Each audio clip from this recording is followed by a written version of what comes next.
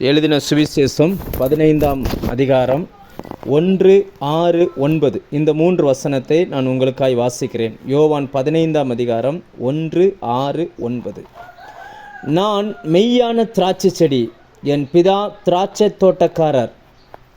ஒருவன் என்னில் நிலைத்திராவிட்டால் வெளியே எரியுண்ட கொடியைப் போல் அவன் எரியுண்டு உலர்ந்து போவான். அப்படிப்பட்டவைகளை சேர்த்து அக்கினியிலே போடுகிறார்கள், அவைகள் எரிந்து போ. பிதா என்னில் அன்பாய் இருக்கிறது போல நானும் உங்களில் அன்பாய் இருக்கிறேன். என்னுடைய அன்பிலே நிலைத்திருங்கள். கர்த்தருடைய ஆவியானவர் இந்த நாளில் நம்மோடு கூட பேசுவாராக. நான் உங்களோடு கூட எந்த காரியத்தை குறித்து பேச விரும்புகிறேன், கர்த்தர் எந்த காரியத்தை குறித்து பேசும்படி அழுத்தம் கொடுத்தார் என்றால், அவருடைய அன்பிலே நாம் நிலைத்திருக்க வேண்டும். பொதுவாக உலகம் அன்பில் நிலைத்திருக்குது. ஆனால் ஆண்டவர் வெறுமனே அன்பில் நிலைத்திருங்கள்னு சொல்லலை, என்னுடைய அன்பில் நிலைத்திருங்கள் அப்படின்னு சொன்னார். இன்றைக்கி நிறைய கிறிஸ்தவர்களுக்குள்ள ஒரு ஆவிக்குரிய ஒரு வறட்சி காணப்படுகிறது, ஒரு எம்டி காணப்படுகிறது. எவ்வளவு ஜெபம் பண்ணினாலும் சில நேரங்களில் இருதயத்தின் ஆழத்தில் ஒரு விதமான ஒரு வெறுமையை ஃபீல் பண்ணுறது போல் இருக்குது. எவ்வளவோ ஊழியம் செஞ்சாலும் ஒரு மன நிறைவை நிறைய நபர்களால் பார்க்க முடியலை. ஏதோ ஒரு இடத்துல எங்கேயோ ஒரு இடத்துல குறையிறது போல் ஒரு ஃபீலிங் நிறைய பேருக்குள்ளே வந்துக்கிட்டே இருக்குது. அதனால் ஆண்டவர் இந்த வார்த்தைகளை உங்களோடு கூட பேசும்படி சொல்கிறார். ஏன் சொல்கிறேன்னா, எவ்வளவு வல்லமையாய் பயன்படுத்தப்படுகிற மனுஷனும் கூட தேவனுடைய பரிபூர்ணமான திட்டத்தை புரிந்து கொள்ளவே முடியாது. கடந்த இந்த வாரம் முழுக்க ஒரு வசனம் என்னை அதிகமாக அழுத்தி கொண்டே இருந்தது. அது என்னன்னு பார்த்தீங்கன்னா, அப்போஸ்தலர் 10ஆம் அதிகாரம் 15வது வசனத்தில் ஆண்டவர் பேதுருவை பார்த்து சொல்லுகிறார், நான் சுத்தமாக்கினவைகளை நீ தீட்டாக எண்ணாதே அப்படின்னு சொல்லி. அந்த வார்த்தை அந்த நீ எண்ணாதே, அந்த வார்த்தை நீ இப்படி நினைக்காத அப்படின்னு சொல்லுகிறார். யாரை பார்த்து சொல்கிறார்? அன்னைக்கு இருந்த ஊழியர்கள்லேயே தலை சிறந்த ஊழியர், அவருடைய நிழல் பட்டு சுகமானார்கள். அவ்வளோ வல்லமையாக பயன்படுத்தப்பட்ட தேவ மனுஷன். ஆனால் அப்பேற்பட்ட அந்த மனுஷனுக்குள்ளும் கூட தேவனுடைய அந்த திட்டத்தை புரிந்து கொள்ள முடியாத அளவுக்கு மைண்டில் சில தவறான புரிதல்கள் இருந்திருக்குது. அதனால தான் ஆண்டவர் அந்த வார்த்தையை சொன்னார். அப்போ ஒவ்வொரு முறையும் ஆண்டவர் ஒவ்வொரு நாளும் அதை கொண்டு என்னோடு பேசிக்கொண்டே இருக்கிறார். இன்றைக்கு நான் உங்களோடு கூட பேச விரும்புகிற சத்தியம் என்னவென்றால், நிறைய நேரங்களில் நாம் எவ்வளவோ ஊழியங்கள் செய்திருந்தும், ஜெபித்திருந்தும், வேதம் வாசித்திருந்தும், எவ்வளவோ கர்த்தருக்காக எவ்வளவோ காரியங்களை செய்திருந்தும் கூட நம்முடைய அடி மனதில் தேவனை குறித்த ஒரு இன்னும் ஒரு வெற்றிடம், இன்னும் ஏதாவது ஒன்று பண்ணியிருந்திருக்கணும், இதை செஞ்சுருக்கணும் அப்படின்ற மாதிரியான சில உணர்வுகள் நமக்குள்ளே வரும் என்றால், கர்த்தர் இன்றைக்கு உங்களோடு கூட தான் பேச விரும்புகிறார். ஆண்டவர் சொல்கிறார், என்னுடைய அன்பிலே நிலைத்திருங்கள். இயேசு தன்னை திராட்சை செடிக்கு ஒப்பிடுகிறார்.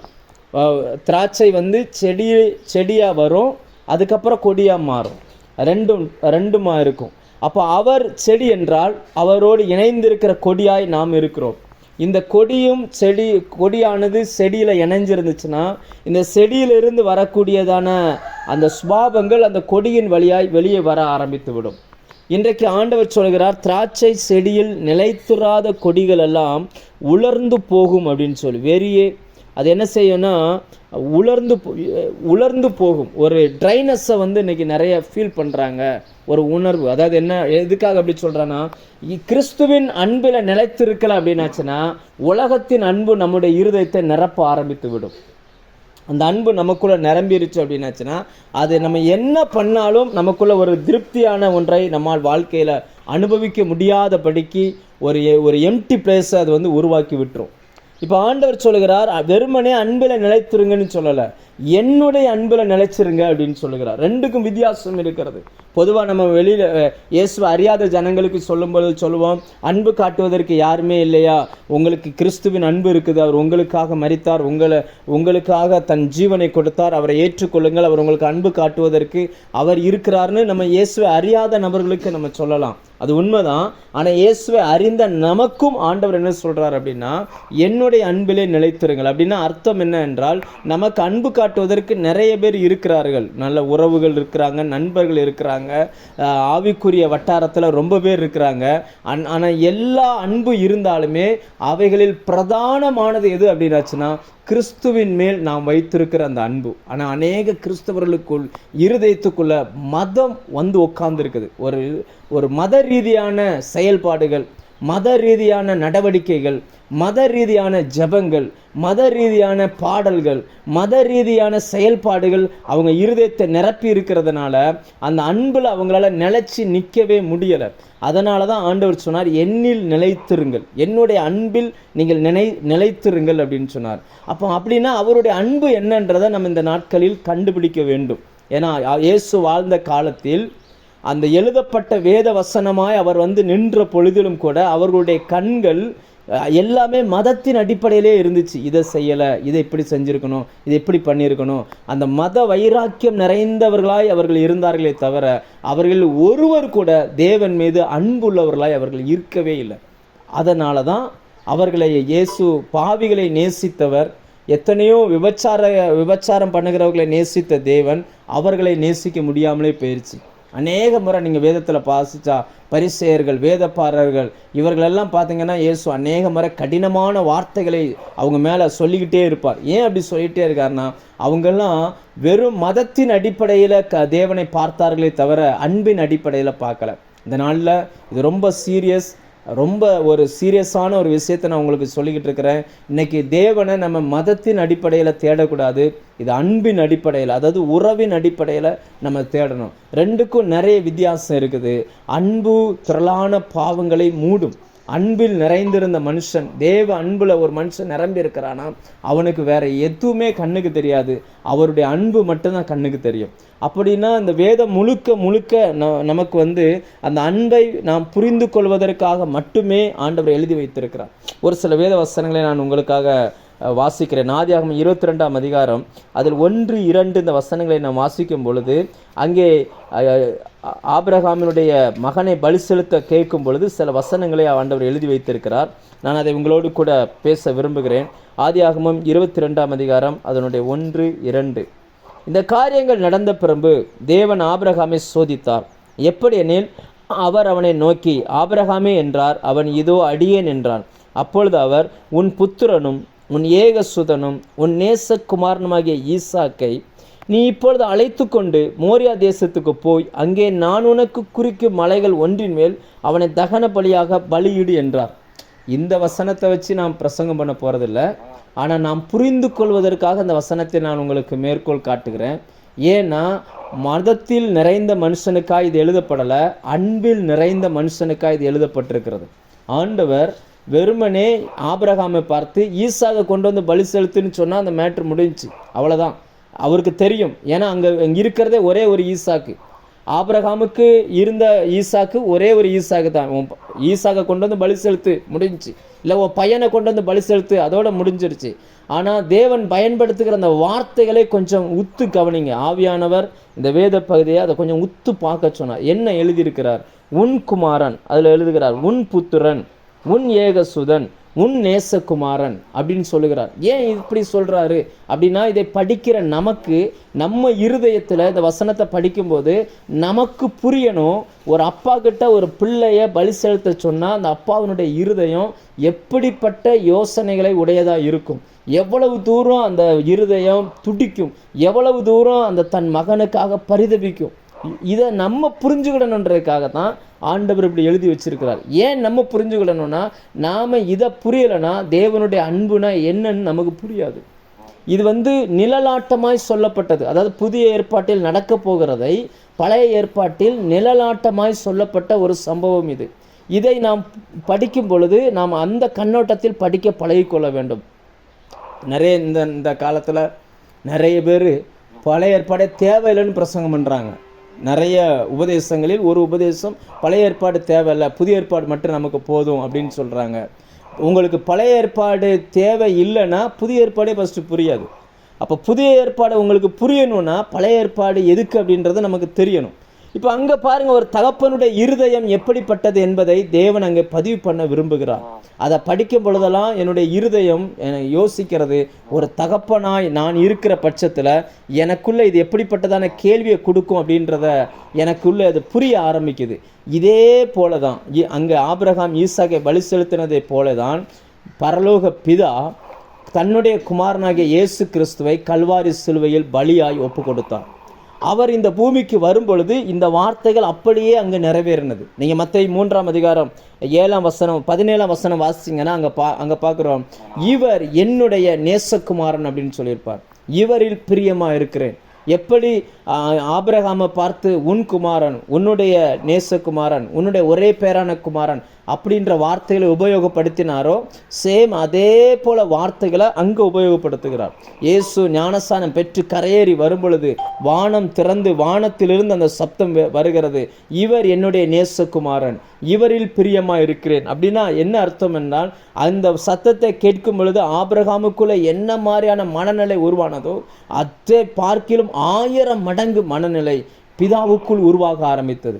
அதே மாதிரி 3வது கடைசியாக சொல்வார், ஒரே பேரான குமாரன். யோவான் 3:16 நம்ம வாசிக்கிறோம், தேவன் தன்னுடைய ஒரே பேரான குமாரனை விசுவாசிக்கிறவன் எவனோ அவன் கெட்டு போகாமல் நித்திய ஜீவனை அடையும்படி அவரை தந்தொருளி இவ்வளவாய் உலகத்தில் அன்பு கூர்ந்தார். அப்போ அவர் தன்னுடைய மகனை இந்த பூமிக்கு கொடுத்த பொழுது அவருடைய இருதயத்துக்குள்ள பல நினைவுகள், பல எண்ணங்கள், பல விதமான தாக்கங்கள் இருந்துச்சு. தன்னுடைய மகனாகிய இயேசு கிறிஸ்து இந்த பூமியில் அனுப்பி அவர் சிலுவையில் மரிப்பதை அவர் பார்த்தார், சிலுவையில் அடிபடுகிறதை பார்த்தார். எழுதப்பட்ட எல்லா நியாய தீர்ப்புகளும் அவருடைய சரீரத்தின் மேல் நிறைவேற்றப்பட்டது. அந்த சரீரத்தில் அடித்து நார் நாராய் கிழிக்கப்பட்டது. அவருடைய முகரூபம் மாறினது. அவருடைய சரீரத்தில் இருந்த எல்லாமே மாறி போனது. அதை ஆண்டவர் பார்த்தார். ஏன் அப்படின்னாச்சுன்னா, இதை பார்க்கிலும் தேவன் நம்மை அதிகமாய் நேசிக்கிறார். நம்ம மேலே அவர் வச்ச அன்பை வெளிப்படுத்துறதுக்கு, நம்மை மீட்டு கொள்வதற்கு அவர் தன்னுடைய மகனாகிய தன்னுடைய குமாரனாகிய இயேசுவையே கல்வாரி சிலுவையில் அவர் நமக்காய் ஒப்பு கொடுத்தார். இதை ஒரு மனுஷன் என்றைக்கு புரிந்து கொள்கிறானோ அந்த மனுஷனுடைய கண்கள் கல்வாரி அல்லது சிலுவை அப்படின்னு சொன்னாலே அவன் கண்கள் கலங்கிரும். ஏன்னா தேவனுடைய அன்புக்கு மட்டும்தான் அப்படிப்பட்ட ஒரு தன்மை இருக்கிறது. அநேக கிறிஸ்தவர்கள் பார்த்தீங்கன்னா இன்னைக்கு அந்த அன்பில் வளரணும்னு தான் ஆண்டவர் விரும்புகிறார். நாம் அன்பை விட்டு மத ரீதியான சில கொள்கைகளுக்கும் சில கோட்பாடுகளுக்கும் இன்னைக்கு பின்னாடி போனதுனால தேவனுடைய அந்த அன்பை நம்மளால் ஃபீல் பண்ணவே முடியாமலே போயிடுச்சு. இன்றைக்கி உலகம் முழுக்க பார்த்தீங்க அப்படின்னாச்சுன்னா தேவனுடைய அன்பில் நிறைந்திருக்கிற மக்களை நம்ம கண்டுபிடிக்கிறது ரொம்ப ரொம்ப ரேராக இருக்குது. யோசிச்சு பாருங்கள், இன்றைக்கி ஒரு விதமான ஒரு கலாச்சாரம் முழு உலகத்துக்குள்ளும் வந்திருக்குது. நான் உங்களுக்கு வேதத்திலிருந்து சில அடிப்படையான சில காரியங்களை காட்டுகிறேன். தேவன் எதிர்பார்க்கிற அந்த தேவ அன்பும் அன்னைக்கு மனிதர்கள் நடந்து கொள்கிற விதமும் வேதத்திலிருந்து சில காரியங்களை உங்களோடு நான் காட்ட விரும்புகிறேன். லூக்கா 15ஆம் அதிகாரம் எடுத்தீங்கன்னா அங்கே ஓமைகளை குறித்து ஆண்டவர் நிறைய காரியங்களை சொல்லியிருக்கிறார். அதில் ஒரு அப்பாவுக்கு 2 பிள்ளைங்க இருக்கிறாங்க. அந்த ஓமையை எடுத்தீங்க அப்படின்னாச்சுன்னா அதில் அந்த தகப்பன் பிள்ளைகளுக்கான அந்த உறவு முறையை குறித்து எழுதப்பட்டிருக்கிறது. அதில் நீங்கள் வேதத்தில் படிச்சிங்க அப்படின்னாச்சுன்னா அந்த அப்பா தன் 2 பிள்ளைகளையுமே சமமாக தான் பார்க்குறார். 2 பிள்ளைகளுமே சமமாக தான் பார்க்குறார். ஆனால் 2 பிள்ளைகளுடைய மனநிலையும் வித்தியாசமானது. நம்ம எல்லாருக்குமே தெரியும், இளையவனுக்கு அப்பாவுடைய அன்பு வேண்டாம், ஆனால் அப்பாவுடைய சொத்து வேணும். இன்றைக்கி நிறைய கிறிஸ்தவர்களுக்கு அப்பாவுடைய அன்பு வேண்டாம், அன்பில் வளர்வதற்கு அவருக்கு விருப்பம் இல்லை. ஆனால் அப்பா தரக்கூடிய ஆசீர்வாதங்கள், அப்பா தரக்கூடிய சரீர சுகம், அப்பா தரக்கூடியதான பூமிக்குரிய செல்வம், அப்பா தரக்கூடியதான பாதுகாப்பு, இது வேணும் அப்படின்னு நினைக்கிறாங்க. இளைய குமாரன் எப்படி தன் தகப்பனுடைய ஆஸ்திகளை வாங்கி கொண்டு அவன் தூர தேசத்துக்கு புறப்பட்டு போனானோ அதே போல தன் தகப்பனாகிய நமக்கு தகப்பனாக இருக்கிற ஆண்டவரிடமிருந்து எல்லாவற்றையும் வாங்கி கொள்ள நினைக்கிறோம். ஆனால் அவருடைய அன்பை நாம் புரிந்து கொள்வதில்லை. இளையகுமாரனுடைய பிரச்சனை என்னன்னா, அப்பாவுடைய அன்பு அவனுக்கு புரியவே இல்லை. அப்பா வீட்டில் இருக்க அவனுக்கு விருப்பமும் இல்லை. இன்னைக்கு உலகத்தில் நிறைய கிறிஸ்தவர்கள் பார்த்தீங்க அப்படின்னாச்சுன்னா அதை எப்படி சொல்கிறதுனா ஒரு கார்ப்பரேட் ப்ரேயர் அப்படின்னு சொல்லுவாங்க. கார்ப்பரேட் ப்ரேயர்னால் எல்லோரும் கூடி ஜெபிக்கிற அந்த ஜெபம் அதில் விருப்பப்படுறாங்க. ஆனால் தனி ஜெபத்துக்கு வர மாட்டுறாங்க. ஒரு பர்சனல் ப்ரேயர், தேவனையோடு இணைந்து நெருங்கி நிற்கிற அந்த பர்சனல் ஜெபம் நிறைய பேருக்குள்ளே காணாமல் போய் கொண்டிருக்கிற ஒரு காலகட்டத்தில் நாம் வாழ்ந்து கொண்டிருக்கிறோம். ஆனால் அப்பா எதை விரும்புகிறார் அப்படின்னு சொல்லி அன்பை விரும்புகிறார். நம்மகிட்ட இருந்து நாம் அவரோடு உறவில் இருக்க வேண்டுமென்று அவர் விரும்புகிறார். நம்மோடு உறவு கொள்ள வேண்டுமென்று அவர் விரும்புகிறார். அவருடைய உணர்வுகளை நாம் புரிந்து கொள்ள வேண்டுமென்று அவர் விரும்புகிறார். ஆனால் அந்த இளைய குமாரன் கடைசி வரைக்கும் அப்பாவை புரிந்து கொள்ளாமலே போனான். எல்லாம் சேர்த்து கொண்டு ஊருக்கு போகிறான். அவன் போய் சில நஷ்டங்களை சந்தித்து திரும்பி வருகிறான். அவனை அப்பா ஏற்றுக்கொண்டார். நான் உங்களோடு பேச விரும்புவது இளைய குமாரனை குறித்து அல்ல, மூத்த குமாரனை குறித்து. ஒரு சில வேத வசனத்தை நான் வாசிக்கிறேன். லூக்கா 15ஆம் அதிகாரம் 25வது வசனத்திலிருந்து 32வது வசனம் வரைக்கும் அந்த மூத்த குமாரனுடைய சுபாவங்கள் எழுதப்பட்டிருக்கிறது. இந்த மனுஷன் வீட்டில் தான் இருக்கிறான், அப்பாவுடைய வீட்டுக்குள்ளே தான் இருக்கிறான். ஆனால் இன்னைக்கு அந்த மூத்த குமாரன் இன்றைக்கு இருக்கக்கூடிய கிறிஸ்தவர்களுக்கு ஒரு அடையாளமானவன். இன்னைக்கு இருக்கக்கூடிய கிறிஸ்தவர்களுடைய மனநிலை என்ன, அது எப்படி இருக்குது என்பதை குறித்து தான் அது எழுதப்பட்டிருக்கிறது. அவன் குறித்து ஒரு 6 பாயிண்ட் வேதத்திலிருந்து நான் பேச விரும்புகிறேன். ஒன்னொன்னாய் வாசித்து நான் உங்களோடு கூட அதை பேசுகிறேன். முதலாவது 25வது வசனம். 25வது வசனம் என்ன சொல்லுகிறது என்றால், அவனுடைய மூத்த குமாரன் வயலில் இருந்தான். ஃபஸ்ட்டு அவருக்கு எங்கே இருப்பார் அப்படின்னு பார்த்தீங்கன்னு சொன்னால், வயலில் இருப்பார். வயல் என்பது வேலையை குறிக்கிறது. அவருக்கு நன்றாய் வேலை தெரியும். அதாவது கிறிஸ்தவத்தில் நம்ம அன்பு இல்லாமல் நிறைய காரியங்கள் பண்ண முடியும். அதாவது என்ன சொல்கிறதுனா, சும்மா ஒரு பழக்கத்தில் உங்களுக்கு புரிகிறதுக்காக நான் சொல்கிறேன். தயவுசெய்து இதை யாருடைய இருதயமாவது காயப்படுமே ஆனால் அதற்கு நான் பொறுப்பல்ல. ஆனால் உங்களுக்கு புரிவதற்காக சொல்கிறேன். திருமணமான புதுசில் அந்த பெண்கள் தன்னுடைய கணவன் வீட்டுக்கு போவாங்க. கணவன் வீட்டுக்கு போயிட்டாங்க அப்படின்னாச்சுன்னா, அந்த கணவன் வேலைக்கு போயிருந்தாலோ அல்லது வெளியில் போயிருந்தாலோ அவர் வருகிற வரைக்கும் வீட்டுக்குள்ளேயே இருப்பாங்க. அக்கம் பக்கத்தில் இருக்கிறவங்களாம் சொல்லுவாங்க, என்ன வீட்டுக்குள்ளேயே இருக்கிற, வெளியில் வா, வெளியில் வந்து யார்ட்டையா பேசு அப்படின்னு சொல்லுவாங்க. இவங்களுக்கு அந்த வீட்டை சுற்றி, இவங்களை சுற்றி எவ்வளோ உறவுகள் இருந்தாலும் அவங்களுடைய நோக்கம், அவங்களுடைய எண்ணம்லாம் எப்போ வீட்டுக்காரர் வருவார், அவர்கிட்ட பேசணும், அந்த மைண்ட் செட்லேயே அவங்க இருந்துக்கிட்டு இருப்பாங்க. அப்போது அவர் வருவதற்கு லேட்டாச்சுன்னா அவர் வருகிற வரைக்கும் இவங்களும் சாப்பிடாம வெயிட் பண்ணிகிட்டு இருப்பாங்க. அவர் வந்த பிறகு அவரோடு சேர்ந்து தான் சாப்பிடுவாங்க. எந்த நல்லது கெட்டதுனாலும் அவரோடு ஷேர் பண்ணிக்கிடுவாங்க. மற்ற யாருக்கிட்டேயுமே சொல்லாத சில ரகசியங்களை எல்லாம் தன் கணவனோடு பேசுவாங்க. அவரை பார்த்த உடனே அவங்களுக்குள்ள ஒரு சந்தோஷம் வந்துடும். அப்படி வெயிட் பண்ணி அந்த கணவனுக்காக காத்திருப்பாங்க. இது ஆரம்ப நாட்களில். சில வருடங்கள் போயிடுச்சு அப்படின்னாச்சுன்னா, இப்போவும் அவர்கள் கணவன் மனைவி தான்.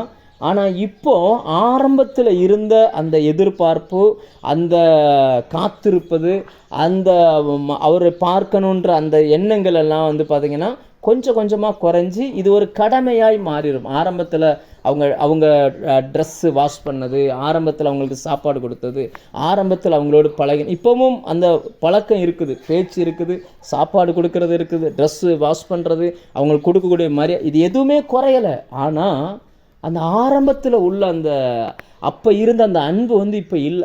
அது மிஸ் ஆகி இப்போ இது வந்து ஒரு ரொட்டீன் லைஃப் ஆகிடுச்சு.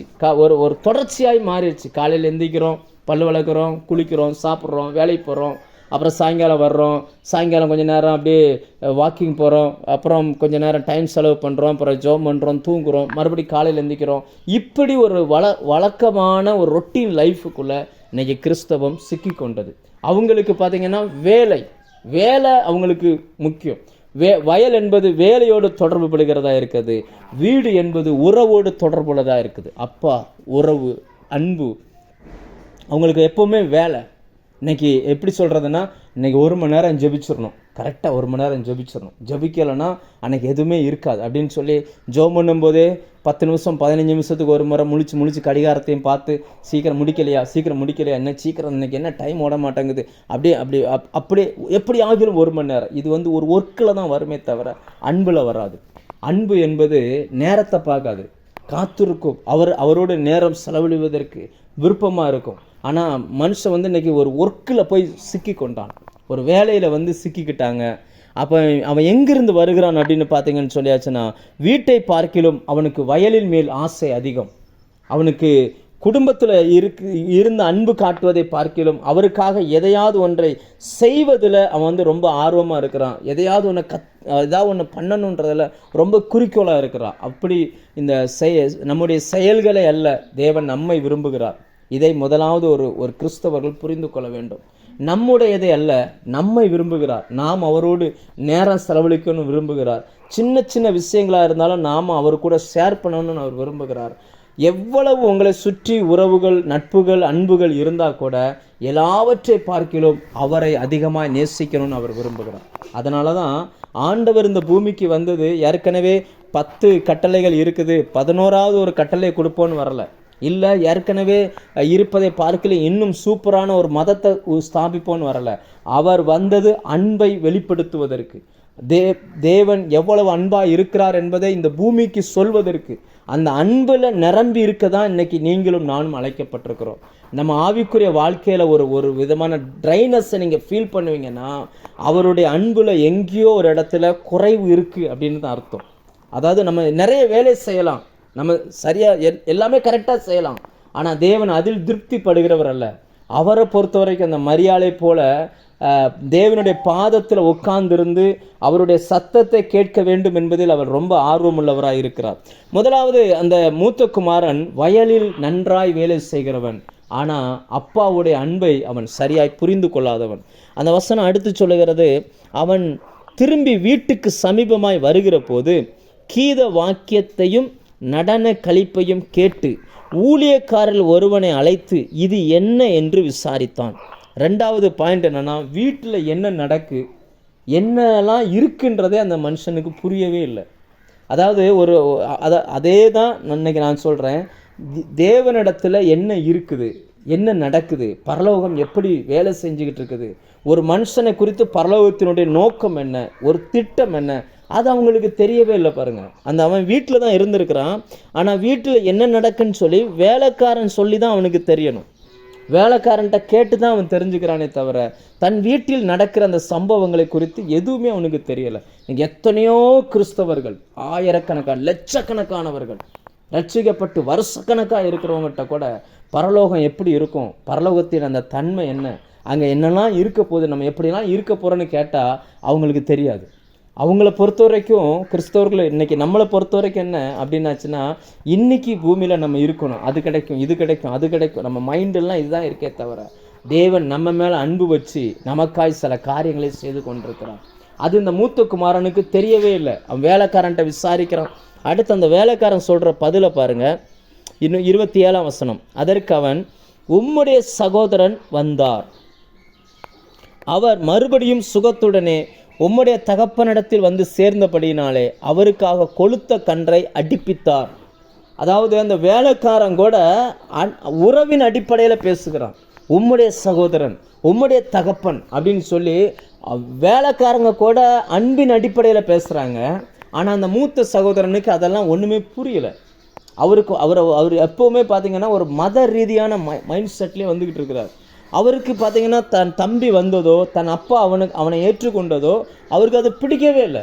அடுத்த வசனத்தை பாருங்கள், 28ஆம் வசனம், அப்பொழுது அவன் கோபமடைந்து, அவன் கோபப்படுகிறான். ஏன் கோபப்படுறான் அப்படின்னாச்சுன்னா, ஒரு பாவி மனம் திரும்பும் பொழுது பரலோகத்தில் சந்தோஷம், ஆனால் இவருக்கு அதில் என்ன இல்லை, சந்தோஷம் இல்லை. இன்றைக்கி நிறைய பேர் சுவிசேஷ ஊழியமே செய்கிறதில்ல, சுவிசேஷ ஊழியத்திற்காக இறங்கி வெளியில் வர்றதே இல்லை. நிறைய நேரங்களில் பார்த்தீங்க அப்படின்னாச்சுன்னா ஜனங்களை சந்திப்பதில்லை, ஜனங்களுக்காக எதுவும் செய்கிறதில்லை, ஜனங்கள் மனம் திரும்புகிறதே இவங்க விரும்புறதில்லை, புதிதான ஆத்துமாக்கள் வருகிறதே விரும்புறதில்லை. எங்கள் ஊர் பக்கத்தில் ஒரு சபை இருந்துச்சு. அந்த சபையில் பார்த்தீங்கன்னு சொன்னால் யதார்த்தமாக ஒரு நாள் ஒரு பிரசங்கத்துக்காய் போக வேண்டிய கூப்பிட்டுருந்தாங்க. ஒரு பிரசங்கத்துக்காய் போகும் பொழுது ஏதோ ஒரு வார்த்தையை குறித்து சுவிசேஷ பாரம் அதை குறித்து பேசும் பொழுது முடிஞ்சவொன்னே அந்த சபை ஊழியர் சொன்னார், பாஸ்டர் நான் இங்கே வரும்பொழுது எத்தனை குடும்பம் இருந்துச்சோ அத்தனை குடும்பம் தான் இருக்கிறாங்க, எத்தனையோ குடும்பங்கள் வரணும்னு ஆசைப்பட்டு உள்ளே வந்தாலும் இவங்க அவங்கள உள்ளே சேர்த்துக்கிறதே இல்லை, ஜாதியை காண்பித்து அல்லது பணத்தை காண்பித்து அல்லது அவங்களுடைய வாழ்க்கையில் குறைவை காண்பித்து அவங்கள வெளியில் தள்ளி விட்டுறதாங்க அப்படின்னாரு. நிறைய பேருக்குள்ளே இன்றைக்கி அப்படிப்பட்ட மனநிலை. யோசிச்சு பாருங்கள், இவன் நன்றாய் வேலை செய்யக்கூடியவன், நன்றாய் இருக்கிறான், ஆனால் அப்பா அந்த தன் சகோதரனை சேர்த்துக்கிறத குறித்து இவனுக்கு விருப்பம் இல்லை. அந்த வேலைக்காரன் கூட சொல்கிறான், உம்முடைய சகோதரன் வந்தார், உம்முடைய அப்பா சேர்த்து கொண்டார் அப்படின்னு. ஆனால் இவருக்கு என்ன இல்லை, அதில் சந்தோஷம் இல்லை, கோபம் வருகிறது. அவர் கோபப்படுகிறார். கோபப்பட்டது மட்டும் இல்லாமல் அடுத்து என்ன வசனம் வருதுன்னு பாருங்கள், உள்ளே போக மனதில்லாதிருந்தான், தகப்பனோ வெளியே வந்து அவனை வருந்தி அழைத்தான். ஆனால் அப்பாவோடு தான் இருக்கிறார், வீட்டுக்குள்ளே தான் இருக்கிறார். ஆனால் அப்பாவை சந்திப்பதில் அவருக்கு மனம் இல்லை. இன்றைக்கி நிறைய நேரங்களில் தேவனை தேவனாய் நாம் பார்க்கிறோமே தவிர நம்முடைய தகப்பனாய் பார்க்க தவறுகிறோம். அவர் நம்முடைய உணர்வுகளையும் உணர்ச்சிகளையும் புரிந்து வைத்திருக்கிற நல்ல தகப்பன். அவர் நம்மோடு கூட தன்னுடைய அன்பை வெளிப்படுத்த விரும்புகிறார். அன்பின் அடிப்படையில் நம்மோடு பழக விரும்புகிறார். கல்வாரி சிலுவை அப்படின்னு பார்த்தாலே அது தேவனுடைய அன்பு வெளிப்பட்ட இடம். நம்மை குறித்து எல்லாம் அவருக்கு தெரியும். நம்மை பற்றி எல்லாவற்றையுமே அவர் தெரிந்து வைத்திருக்கிறார். அன்பின் அடிப்படையில் நம்மோடு பேச விரும்புகிறார். ஆனால் அந்த அப்பா அந்த பையனை சேர்த்துக்கிட்டது, அந்த அப்பாவினுடைய அந்த மனநிலை இந்த மனுஷனுக்கு புரியவே இல்லை பாருங்க. உடனே கோபித்து கொண்டு வெளியிலே போனானாம். அவங்க அப்பா அவனை வருந்தி அழைத்தாராம். இன்னைக்கு எத்தனை பேர் தேவன் அவர்களை வருந்தி அழைக்கக்கூடிய இடத்துல இருக்கிறாங்க. ஆனால் அவங்களுக்கு அது தெரியலை. அவன் பாருங்க, அவன் கோவிச்சுட்டு போய் வெளியில் நிற்கிறான். அப்பா அவனை பின்னாடி அழைக்கிறான். அழைக்கும் பொழுது என்ன வார்த்தை சொல்லுகிறார்? அவன் தகப்பனுக்கு பிரதியுத்தரமாக அவன் சொல்லுகிற வார்த்தையை கவனிங்க. இதோ, முதல்ல எங்கே ஸ்டார்ட் பண்ணுறான் பாருங்க. அவன் சொல்லக்கூடிய அந்த வார்த்தை எப்படின்னா இதோ அப்படின்றார்.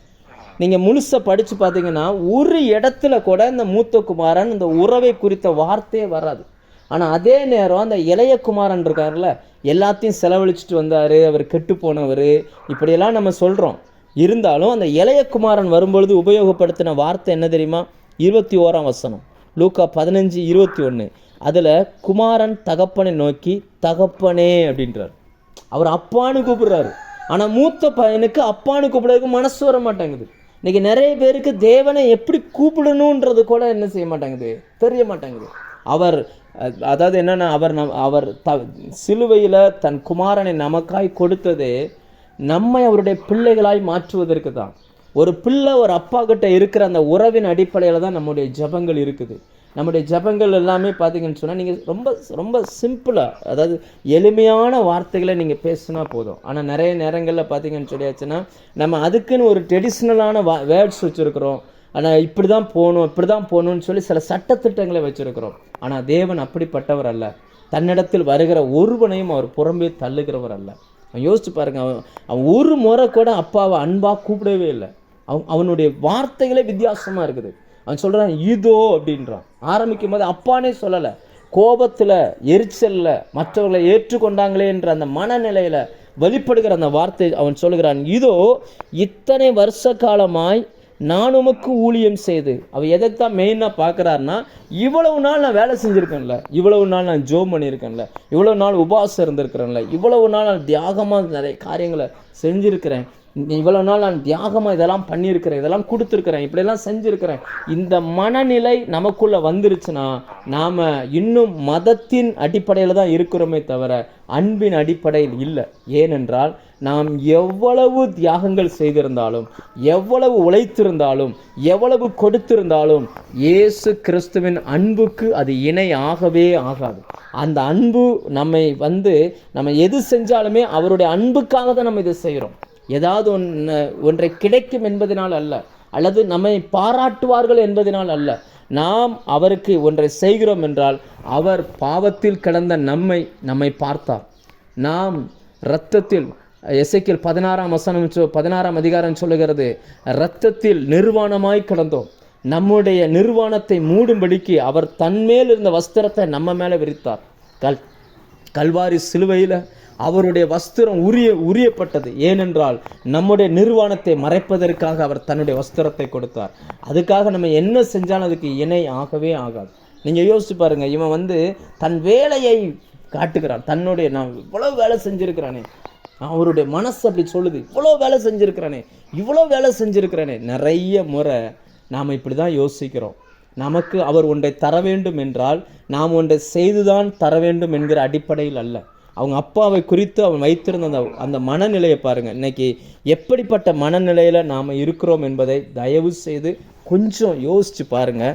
அவன் அடுத்து சொல்லுகிறான், ஒரு காலும் உம்முடைய கற்பனையை மீறாதிருந்தும். அடுத்து சொல்லுகிறான், நான் நீங்கள் சொன்ன எல்லாமே கரெக்டாக செஞ்சுருக்கிறேன். 1 மணி நேரம் ஜோம் பண்ணணும், 1 மணி நேரம் ஜோம் பண்ணியிருக்கேன். 1000 ஸ்தோத்திர பலி பண்ணணும், ஸ்தோத்திர பலிகள் செலுத்தணும், 1000 ஸ்தோத்திர பலி செலுத்தியிருக்கேன். கரெக்டாக எல்லா சண்டையும் நான் சர்ச்சைக்கு வந்திருக்கிறேன். கரெக்டாக எல்லாமே நான் செஞ்சுருக்கிறேன். கரெக்டாக ஒரு ரூல்ஸ் அண்ட் ரெகுலேஷனில் கரெக்டாக இருக்கிறேன். ஒன்றை புரிஞ்சுக்கோங்க, பரிசேயர்களாய் இன்றைக்கு நாம் மாறிக்கொண்டு இருக்கிறோமான்னு கொஞ்சம் செக் பண்ணி பாருங்கள். சில ரூல்ஸ் அண்ட் ரெகுலேஷன்ஸ் அவங்க போட்டது. ஆனால் தேவனுடைய சமூகத்தில் ரூல்ஸ் இல்லைங்க. அவர் அப்பா, நம்ம பிள்ளை, அவ்வளோதான். ஒரு தகப்பனும் பிள்ளையும் பேசிக்கொள்வதற்கு எந்த ரூல்ஸும் இல்லை. நம்ம ஸ்கூலில் டீச்சருக்கு லீவ் லெட்டர் கொடுக்கறதுக்கு சில ஒரு சில வார்த்தைகள் இருக்குது, அந்த வார்த்தையை தான் எழுதணும். ஆஃபீஸில் ஒரு மனு கொடுக்கறதுக்கு ஒரு சில வார்த்தைகள் இருக்குது, அந்த வார்த்தைகளை நம்ம எழுதணும். ஆனால் நம்ம அப்பாட்ட பேசுகிறதுக்கு அந்த மாதிரியான வேர்ட்ஸ் எதுவுமே தேவையில்லை. நம்ம இருதயத்தில் இருக்கிறத அப்படியே சொன்னால் போதும். நாம் எந்த மொழியில் சொன்னாலும் அவருக்கு அது புரியும். ஏனென்றால் அவர்தான் நம்மை உருவாக்கினவர், அவருடைய கரத்தில் இருக்கிறோம் நாம். அங்கே பாருங்கள், இந்த இந்த இந்த மூத்த குமாரன் இந்த வார்த்தையை சொல்லும் பொழுது அந்த அப்பாவுக்கு எவ்வளவு ஒரு வேதனையான ஒரு காரியமாக இருந்திருக்கும். அவர் சொல்ல, நான் எவ்வளவு வேலை செஞ்சேன், உங்கள் கற்பனையெல்லாம் செஞ்சேன், நீ என்ன சொன்னாலும் கேட்டேன். ஆனால் அடுத்து அவன் என்ன சொல்கிறான் பாருங்கள், என் சிநேகிதரோடே நான் சந்தோஷமாக இருக்கும்படி நீர் ஒரு காலம் எனக்கு ஒரு ஆட்டுக்குட்டியாவது கொடுக்கவில்லை. அப்பா, அவர் கேட்குறாரு, எனக்காக நீங்கள் ஒரு ஆட்டுக்குட்டியை கூட நீங்கள் கொடுக்கலையே அப்படின்னு சொல்லி. அப்போ எப்போவுமே அப்பா கிட்ட வந்து ஏதோ ஒன்றை எதிர்பார்த்து தான் இவன் இருந்திருக்கான் பாருங்கள். இன்னும் ஆச்சரியமாக இருக்குது. அவன் மூத்த குமாரன், அப்பாவுடைய சொத்தில் முழு உரிமை உள்ள மனுஷன். ஆனால் அந்த விஷயம் அந்த மனுஷனுக்கு தெரியவே இல்லை பாருங்களேன். இளையவர்கள் ஏற்றுக்கொள்ளப்படுவது பிடிக்கலை, ஊழியத்துக்கு முக்கியத்துவப்படுத்தி பேசுகிறார்கள். அடுத்து இவர் சொல்கிறாரு, எனக்கு நீங்கள் ஒரு ஆட்டுக்குட்டியாவது தரலையே அப்படின்றார். எப்பொழுதுமே அவரிடம் இருந்து எதை வாங்குவது என்கிற மனநிலை நமக்கு இருக்கும் என்றால் நாம் மூத்த குமாரர்களாகவே இருக்கிறோம். இன்னும் மதத்தின் அடிப்படையில் இருக்கிறோமே தவிர அன்பின் அடிப்படையில் வரலை. அன்பு எப்போவுமே கொடுக்கும், வாங்கிறதை பார்க்கிலும் கொடுப்பது பாக்கியம். நான் இன்னைக்கு தேவ சமூகத்தில் ஜெபிக்கிறேன், தேவனுக்காக ஊழியம் செய்கிறேன்னா எனக்காய் தன் ஜீவனை கொடுத்தார், அதனால் நான் இதை மனப்பூர்வமாய் கொடுக்கிறேன். ஒன்றை எதிர்பார்த்து செய்வதில்லை, ரேட் பேசி செய்வதில்லை, இதை செஞ்சால் இது கிடைக்கும் நினச்சி செய்கிறதில்லை. அவருக்காக நான் இதை மனப்பூர்வமாய் நான் செய்கிறேன். இவருக்கு பாருங்கள், அப்பாவுடைய அன்பு தெரியலை, ஆனால் அப்பா இடத்துல நிறைய ஆட்டுக்குட்டி இருக்குன்னு தெரியுது. அவர் கேட்கார், எனக்காக ஒரு ஆட்டுக்குட்டியை கூட நீங்கள் தரலையே அப்படின்னு சொல்லிட்டு அடுத்து நேரடியாக இன்னொரு குற்றச்சாட்டை வைக்கிறார். 30வது வசனத்தில், வேசிகளிடத்தில் உம்முடைய ஆஸ்தியை அழித்து போட்ட உம்முடைய குமாரனாகிய இவன் வந்தவுடனே கொளுத்த கன்றை இவனுக்காக அடிப்பித்தீரே. அதாவது என்னன்னா, இப்போ கூட தம்பி வந்தான்னு சொல்லவே இல்லை பாருங்க. அவன் சொல்கிற வார்த்தையை பாருங்க, வேசிகளிடத்தில் உம்முடைய ஆஸ்திகளை அழித்து போட்ட உம்முடைய குமாரனாகிய இவன். பயன்படுத்தின வார்த்தையை பார்த்தீங்களா, உங்கள் பிள்ளை. அந்த அந்த ஒரு உறவுக்குள்ளே அவன் வரல பாருங்க, என் தம்பின்ற அந்த இனத்துக்கு வரல. உங்கள் பிள்ளை அவன் பாருங்க, உங்கள் ஆஸ்தி அழித்து போட்டான். இவனுக்கும் அதுக்கும் சம்மந்தம் இல்லாதது போல. அதாவது என்னென்னா, மதவாதிகள் எப்போவுமே இப்படி பேசிக்கொள்வார்கள், ஆனால் அன்புள்ளவர்கள் அப்படி பேசுவதில்லை. அன்பு எப்போவுமே உரிமை பாராட்டும். மதம் எப்போவுமே கேப் வைக்கும், ஒரு பிரிவினையை உண்டாக்கும். அவன் சொல்கிறான், அவங்களுக்கு நீங்கள் கண்ணுக்குட்டியெல்லாம் அடிச்சிங்களே, எனக்கு ஒரு ஆடு கூட தரலையே. மற்றவர்கள் ஆசீர்வதிக்கப்படுகிறதை பார்க்கும் பொழுது நாம் சந்தோஷப்படுகிறோமா, துக்கப்படுகிறோமா? இன்னும் மற்றவர்களை குற்றப்படுத்துவதில் ஆர்வமுள்ளவர்களாக இருக்கிறோமா? இதெல்லாம் நம்ம யோசிக்க வேண்டிய ஒரு விஷயம். மற்றவர்களை குற்றப்படுத்துகிற மனநிலை நமக்குள்ளே இருக்கும் என்றால் ஆவிக்குரிய வாழ்க்கையில் நாம் உலர்ந்து போய் காணப்படுகிறோம் என்று அர்த்தம். ஆவிக்குரிய வாழ்க்கையில் நமக்குள்ளே ஒரு வறட்சி வந்திருக்கு அப்படின்னு சொல்லி அர்த்தம். ஏனென்றால் விழுந்தாலும் எழுந்தாலும் தேவனுக்கு அவர் உத்தரவாதி. கர்த்தர் அவரை எழுந்து நிற்க பண்ண போதுமானவராக இருக்கிறார். அநேக நேரங்களில் பார்த்தீங்கன்னா, மனுஷனுடைய இருதயம் எப்போவுமே மற்றவங்களையே பார்க்கும், தன்னை பார்க்காது, மற்றவங்களையே பார்க்கும். நீங்கள் யோவான் 21ஆம் அதிகாரம் எடுத்தீங்கன்னா, பேதுருக்கிட்ட ஆண்டவர் சில காரியங்கள் கேட்டுக்கிட்டே இருப்பார். நீ என்னை நேசிக்கிறாயா, என் மேலே அன்பாக இருக்கிறாயா, மாற்றி மாற்றி கேட்பார். ஃபஸ்ட் அன்பாக இருக்கிறாயாம்பார், அவர் நேசிக்கிறேன் அப்படிம்பார்.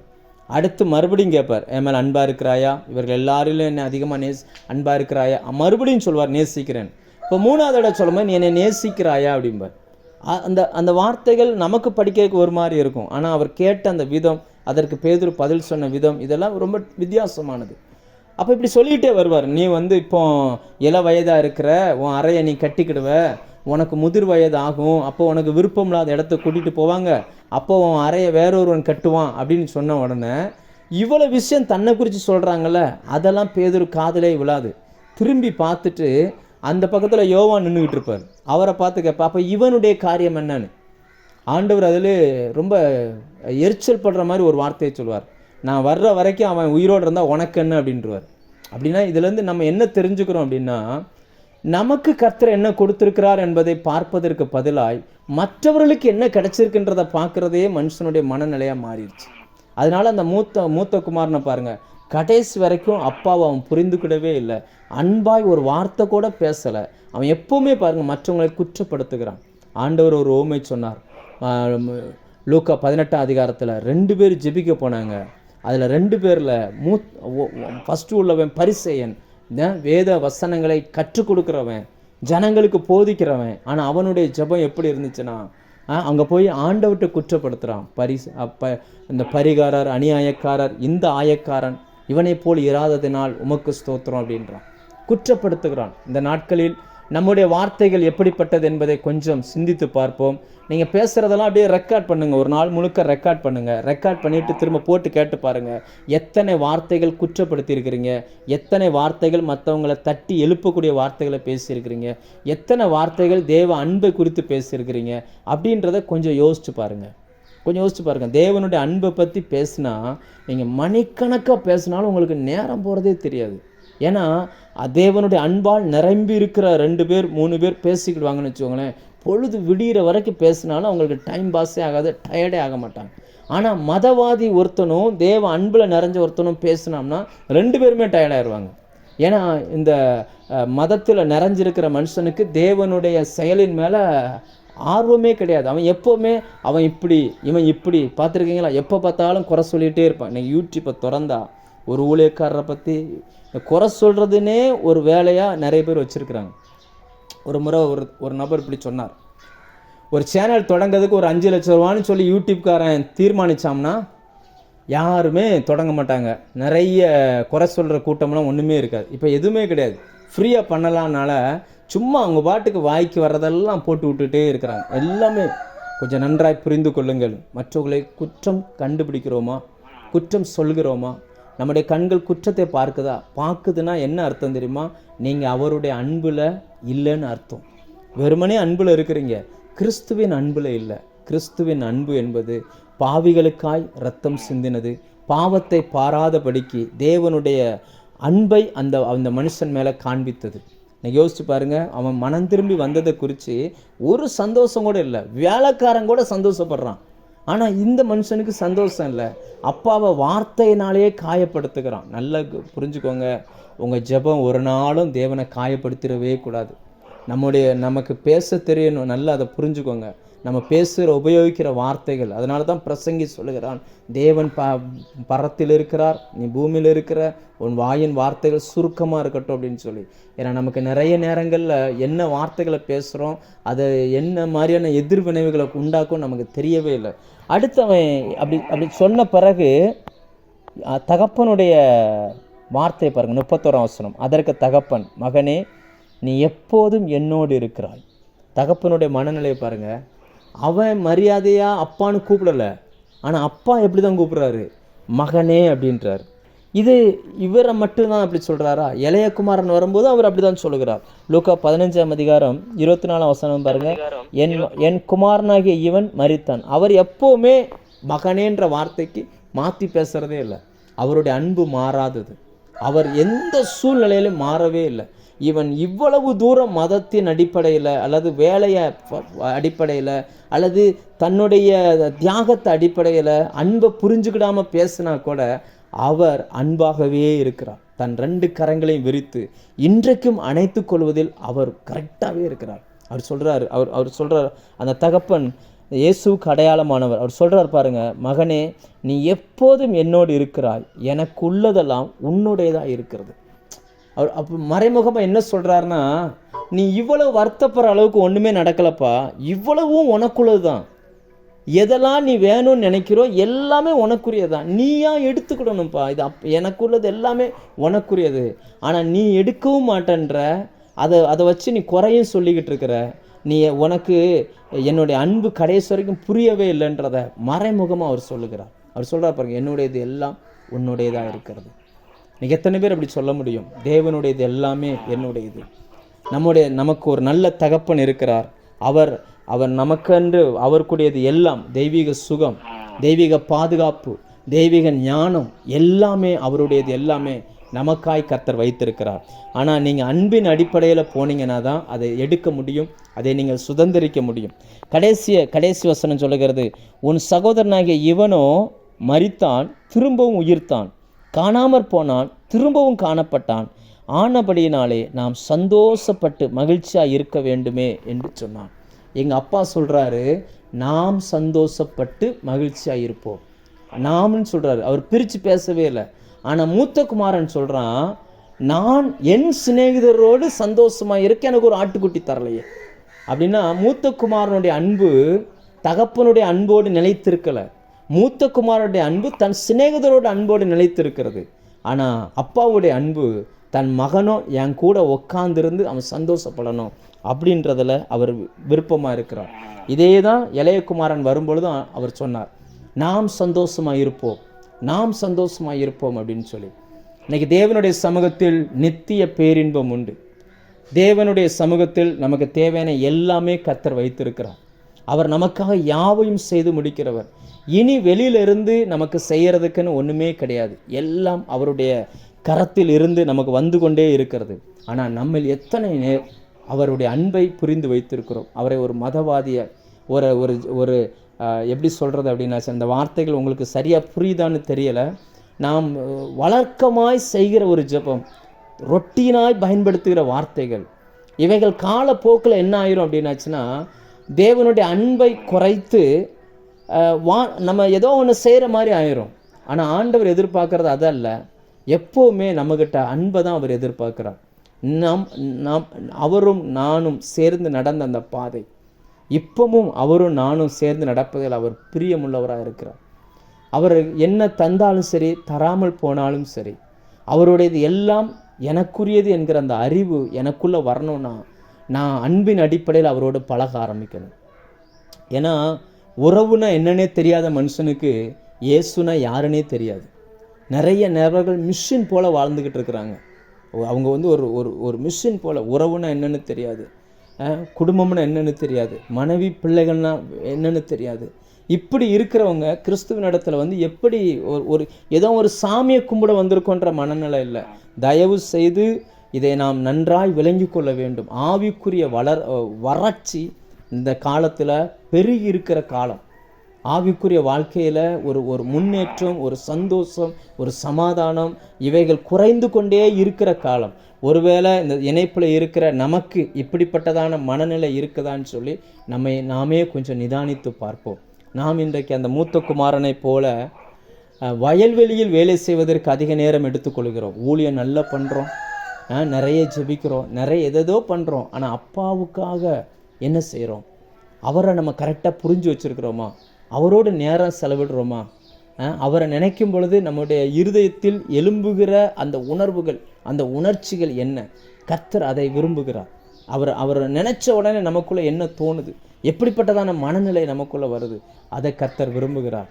நீங்கள் அன்பை காட்டுங்க, அவரிடமிருந்து எல்லாவற்றையும் கேட்காமலே கர்த்தர் உங்களுக்கு தந்துடுவார். உங்கள் குழந்தை, புதிதாய் பிறந்த ஒரு குழந்தைய ஒரு தாயானவள் எப்படி பராமரிப்பாளோ அப்படி தான் நம்மை ஆண்டவர் பார்க்கிறார். இந்த மனநிலை நமக்குள்ளே இருக்கணும். நிறைய கிறிஸ்தவர்களுக்கு இந்த மனநிலை இல்லை.